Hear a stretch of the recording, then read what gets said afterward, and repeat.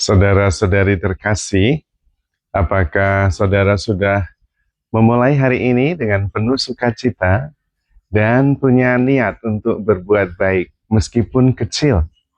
Semoga Tuhan memberkati niat baik saudara. Mari kita hidup sepenuhnya, karena hidup itu luar biasa.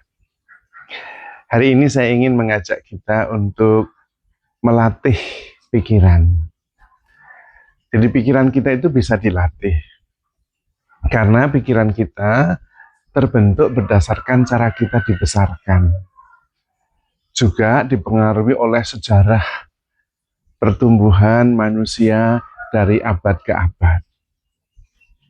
Sejak awal manusia itu diketahui sebagai makhluk yang lemah.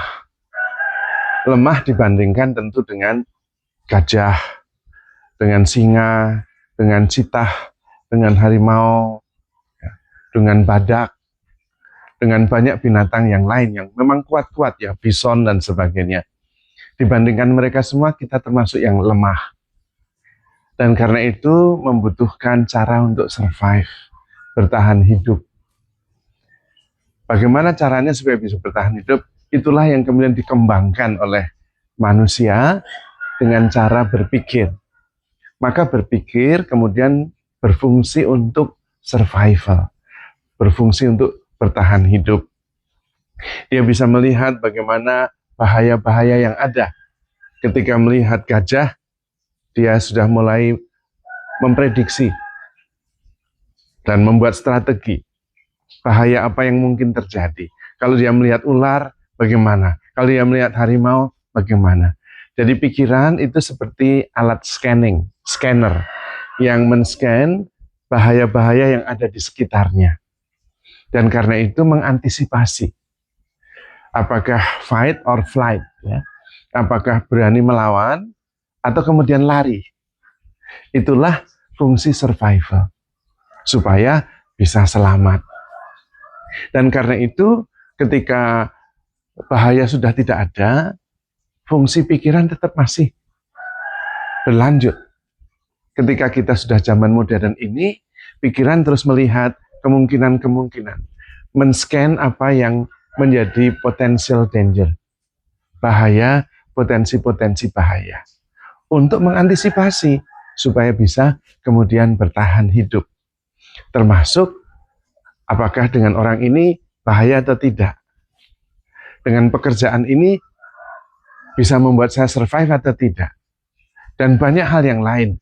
Tetapi intinya kemudian ada strategi, ada antisipasi, ada penilaian, ada kemudian juga prasangka. Yang sebetulnya maksudnya bagus, tapi kemudian yang menjadi fokus adalah bahaya, bahaya, bahaya. Strategi, kemudian juga prasangka. Maka kalau pikiran kita tidak dilatih, yang muncul kemudian adalah hal-hal yang membuat kita takut, khawatir, berprasangka, menilai, menghakimi. Itu wajar, karena memang cara berpikir kita berkembang seperti itu, dan itu berfungsi untuk survival.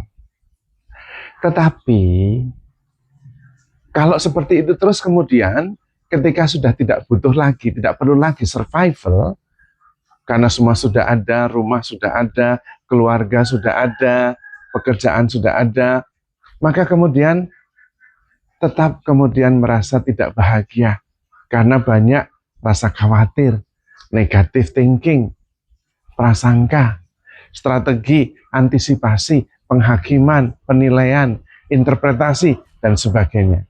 Sehingga kemudian hidup berdasarkan pikiran. Lalu tidak sempat menikmati hidup ini. Tidak tahu caranya bahagia bagaimana. Karena memang di dalam pikiran nggak bisa. Pikiran bukan untuk berbahagia, bukan itu fungsinya. Fungsinya untuk survival. Tetapi apakah kemudian pikiran tidak bisa dilatih? Bisa. Karena pikiran itu terbentuk berdasarkan pengalaman, cara kita dibesarkan, bisa dilatih. Nah, ini yang mau saya sampaikan. Pikiran kita bisa dilatih supaya selalu menemukan yang baik di dalam setiap peristiwa. pada waktu mengalami sesuatu, pikiran secara otomatis akan menilai, menginterpretasi, kemudian menafsirkan, kemudian juga mulai melihat apa yang bahaya atau tidak bahaya dan sebagainya. Itu otomatis. Tapi kemudian kita perlu berhenti sebentar dan kemudian bertanya, apakah ada yang bagus di sini? Perhatikan apa yang sungguh-sungguh baik. Awalnya sulit, karena pikiran kita sudah terbiasa melihat yang bahaya-bahaya di mana-mana. Itu memang fungsinya. Awalnya sulit karena ini terbentuk lama, tapi lama-lama bisa. Karena kemudian kita yakin dan memang itu benar bahwa di dalam setiap peristiwa selalu ada potential good. Bahkan dalam peristiwa yang sangat negatif, itu selalu ada bibit-bibit benih-benih kebaikan. Dan kita bisa menemukannya kalau kita sadar, terbuka, hadir sepenuhnya, dan tidak tertutup oleh prasangka atau juga penafsiran berdasarkan pengalaman. Jadi harus ada keterbukaan dan bertanya diri, apa bibit-bibit kebaikan yang ada dalam peristiwa ini? Dan pasti ketemu. Juga ketika bertemu orang, mungkin kita pertama-tama seperti biasa fungsi pikiran akan bertanya, bahaya enggak orang ini? Baik atau tidak orang ini? Menafsirkan berdasarkan pengalaman. Tapi kemudian kita berhenti sejenak, sadar, dan bertanya, bibit-bibit kebaikan apa yang ada pada orang ini? Dan pasti ada. Lalu kita pelan-pelan kemudian di setiap peristiwa, di setiap perjumpaan, kita menemukan kebaikan-kebaikan. Dan ini yang mengubah seluruh hidup kita. Karena kemudian kita melihat bahwa setiap peristiwa tidak lagi dilihat sebagai bahaya. Sehingga nanti akan ada perubahan dari sebuah pertanyaan, mengapa hal ini terjadi kepadaku? Karena penderitaan, beban, dan sebagainya, berubah menjadi, oh mungkin ini jalan saya untuk bertumbuh. Nah, kemudian berubah total. Hidup kita sungguh-sungguh berubah. Karena cara berpikir kita berubah. Seringkali kehidupan kita ini sudah maju sekali. Tapi cara berpikirnya sama. Fungsinya tetap survival. Karena memang fungsi awalnya pikiran kita untuk survive. Dan karena itu meskipun sudah punya rumah bagus, ketika melihat ada orang lain punya rumah lebih bagus, survival mode-nya muncul. Wah, jangan-jangan saya nanti akan ketinggalan, kalah bersaing dengan dia. Nah, itu pikiran kita. Kita sudah punya usaha bagus, untungnya lumayan, ada orang lain yang usahanya lebih bagus, wah mulai khawatir. Jangan-jangan ini nanti jadi pesaing. Dan kalau bisnisnya besar, bisa mematikan bisnis saya. Nah, survival terus. Dunianya sudah maju, modern, tapi pikirannya masih seperti prasejarah. Dan di situ tidak ada kebahagiaan. Maka perlu dilatih pikiran kita. Dilatih fungsinya. Dari survival ke rasa syukur. Ke belajar. Ke proses penemuan kebaikan. Sehingga kemudian hidup kita berubah total. Karena pikiran kita fungsinya berubah. Pikiran kita berfungsi menemukan kebaikan-kebaikan. Pikiran kita berfungsi untuk belajar. Belajar mensyukuri setiap peristiwa, menemukan kebaikan dalam setiap pribadi, dan menemukan Tuhan yang hadir di mana-mana. Dan itu bisa, karena memang pikiran kita itu bisa dilatih.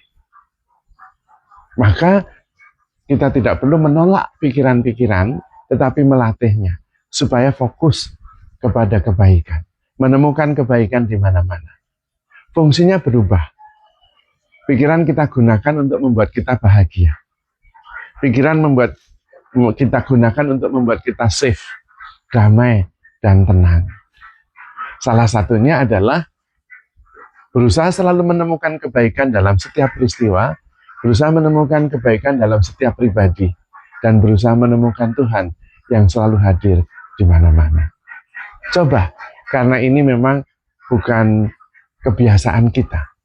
Ini memang sebuah proses pembelajaran yang membuat kita terus bisa bertumbuh. Langkahnya adalah sadar dan kemudian mencoba fokus menemukan kebaikan di dalam setiap peristiwa, di dalam setiap pribadi. Hidup Anda akan berubah total. Karena senang atau susah, ya tergantung apakah pikiran kita positif atau negatif. Kita bisa mengubahnya karena kita adalah Tuhan atas pikiran itu. Jangan membiarkan pikiran kita menjadi Tuhan atas kita. Karena pikiran itu adalah hamba yang baik, tetapi Tuhan yang menakutkan. The mind is a very good servant, but a very terrible master. Kita melatihnya supaya bisa menjadi positif dan membuat hidup kita penuh sukacita, penuh syukur, dan penuh damai sejahtera.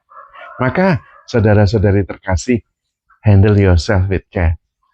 Because you are love. Tuhan memberkati.